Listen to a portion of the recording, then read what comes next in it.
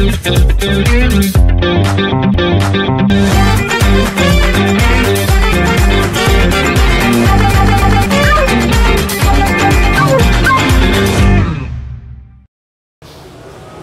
Jember ini saya dengar memang menjadi apa, koordinator atau ya memang dari wilayah itu Jember ini memang digadang-gadang menjadi koordinator Rayon 4. Rayon 4 itu meliputi Kabupaten Banyuwangi ya. MDMC ya. Ya, MDMC ya. Banyuwangi, Situbondo, Bondowoso, Lumajang, Jember sendiri. Sekar Kijang lah. Sekar Kijang. Sekar Kijang. Tambah Probolinggo.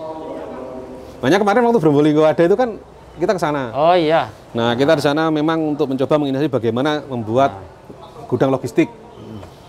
Kemudian DU, dapur umumnya. Begitu juga dengan kegiatan-kegiatan yang pasca bencana itu. Itu. Ngomong bencana ini suwe. Wah, banyak hal dan ilmunya selalu dinamis, biasa, berkembang ya. Terus berkembang. Ya harapan kita tentu tidak ada bencana yang ya, serius lah, terlalu serius. Ya, tapi mudah-mudahan tetap kita siap ya. Iya, harus siap. Harus siap, kita harus siap. Harus siaga lah bahasanya. Harus siaga. Ya. Makanya penguatan potensi relawan tuh harus selalu ada. Ya. Makanya dibentuk apa desa tangga bencana. Nah, Destana itu ya. Destana itu. Destana. Dan sebenarnya kita itu ya kemandirian di Muhammadiyah itu yang luar biasa gini, Mas. Harus dibentuk namanya Jamaah Tangguh Bencana. Jamaah Tangguh berbasis Bencana. masjid. Berbasis masjid. Nah, itu kan. Jadi potensi karena kita sampai ke ya itu ya, luar biasa. Belum lagi nanti di amal usaha yang lain. Betul. Sekolah-sekolah misalnya. Sekolah jadi gini, sekolah itu bayangkan aum kita untuk di unit sekolah itu kan banyak. Banyak. Nah, MDMC Jember itu beberapa waktu memang selalu menginisiasi untuk membuat namanya sekolah tangguh bencana. Sekolah. Ya. Luar biasa. Bayangkan kalau ini kita di lantai 2 ya. Ya. Ini kegiatan teman-teman dari sekolah ini kan ada yang di atas juga. Ya kita nggak berharap kalau misalnya tiba-tiba ada gempa gitu. Apa yang dilakukan? Iya. Atau yang masih di dalam ruangan kelas ketika proses PBM itu berlangsung, ya. Bagaimana dia kemudian mengevakuasi diri sendiri? Betul. Nah, itu pernah dilakukan? Kebetulan pernah di sekolah di madrasah ini. Nah, kita sebenarnya menginisiasi untuk madrasah Aliyah Watu Kebo itu kan kita sebenarnya mau mencoba untuk madrasah tangguh bencana. Madrasah tangguh bencana. Iya, kita simulasikan juga gitu kan. Nah, itu bagian dari PR kita, kegiatan kita ketika tidak ada bencana. Banyak sebetulnya. Banyak, makanya harus begitu. Edukasi penting.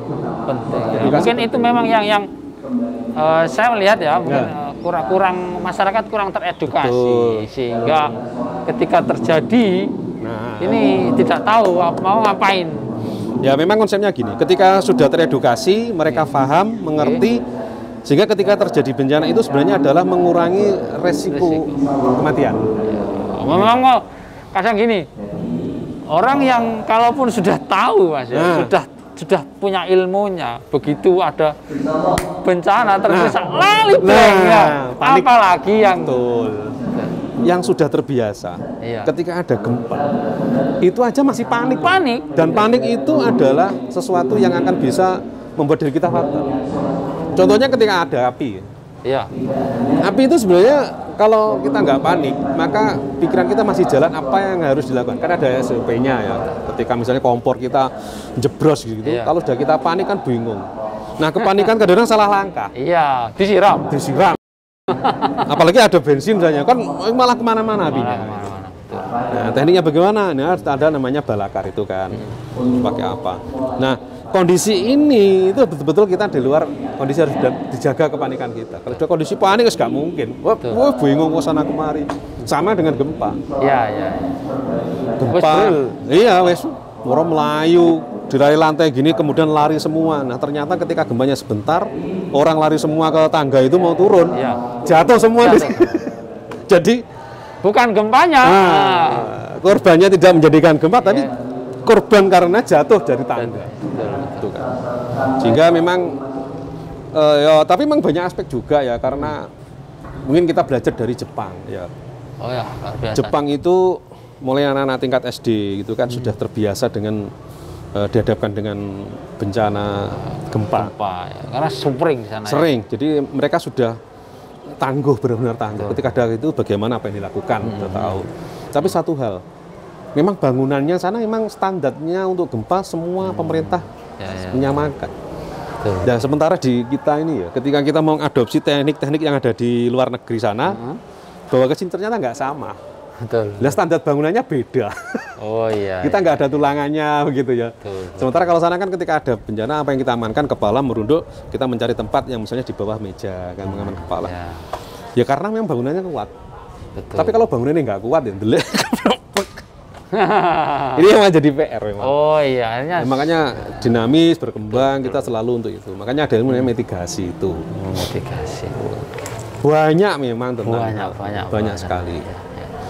Dan yang sering itu selain banjir di Jember ini, orang hilang. Iya. Kintir. Hanyut. Itu yang sering. Sering.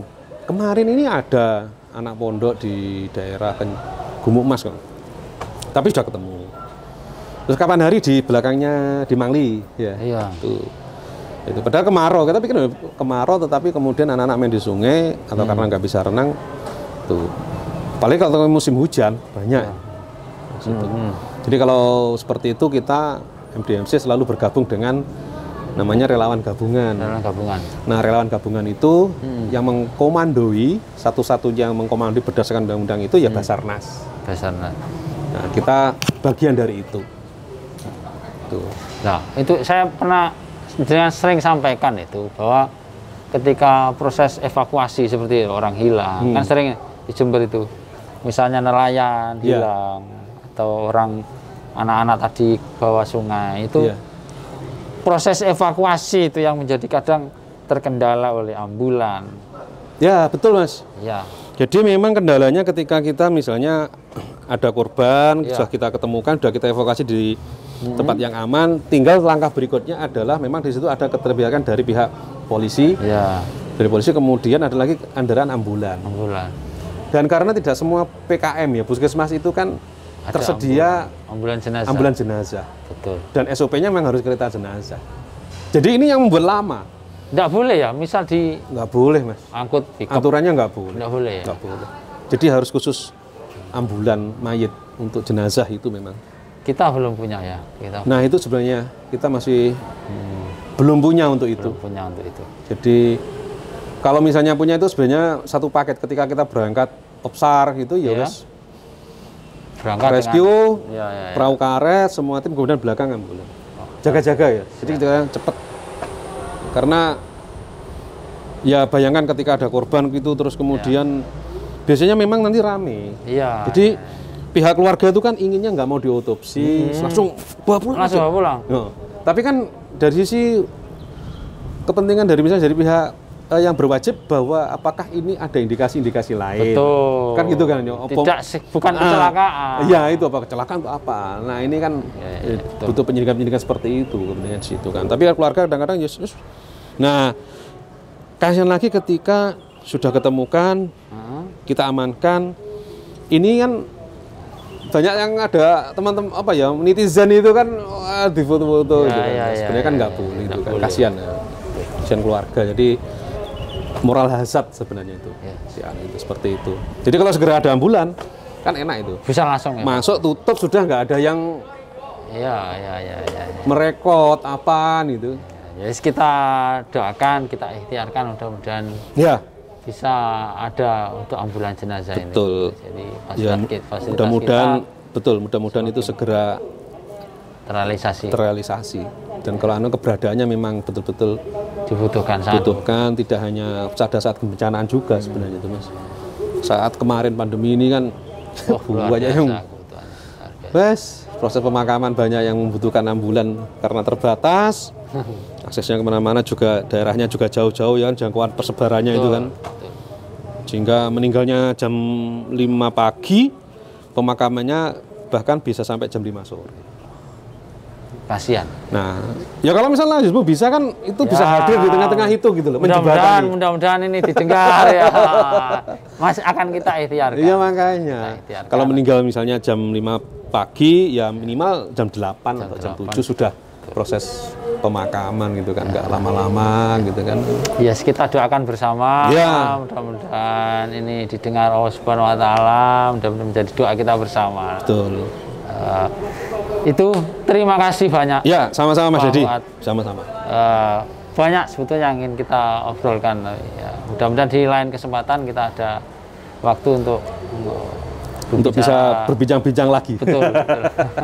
Siap-siap. Terima kasih Sobat Lasismu Jember. Itu tadi sangat mudah-mudahan menginspirasi untuk kita semua apa yang kita bicarakan, semoga bermanfaat. Demikian, Assalamualaikum warahmatullahi wabarakatuh. Waalaikumsalam warahmatullahi wabarakatuh.